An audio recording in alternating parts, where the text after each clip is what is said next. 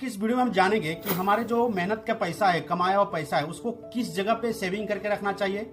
Bank में FD करना चाहिए, सेविंग अकाउंट में रखना चाहिए, आरडी करना चाहिए, या कहीं म्यूचुअल फंड में या शेयर मार्केट में इन्वेस्ट करना चाहिए।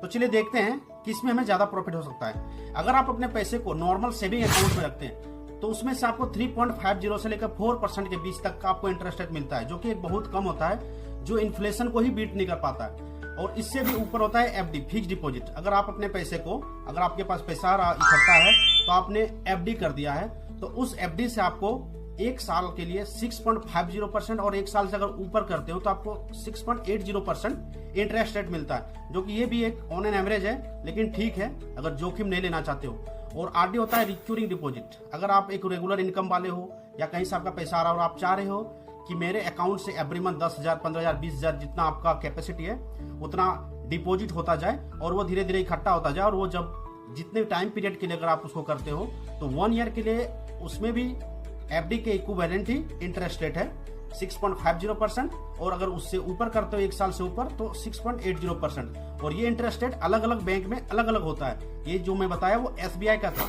और अगर आप चाहते हो कि हमारा पैसा थोड़ा सा और ज्यादा ग्रो करे और आप रिस्क लेना चाहता हो तो आप किसी भी म्यूचुअल फंड में एसआईपी कर सकते हो, लमसम कर सकते हो।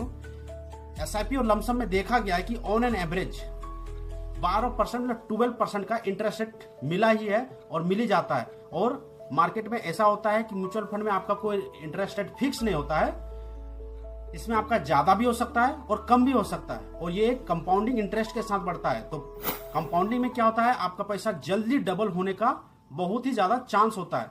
तो आप भी अपने पैसे को नॉर्मल सेविंग अकाउंट में ना रख के अपने फाइनेंशियल एडवाइजर से सलाह लेके कहीं उस पैसे को इन्वेस्ट करें जो आपको इन्फ्लेशन को बीट कर सके और आपके पैसे को दोगुना कर सके।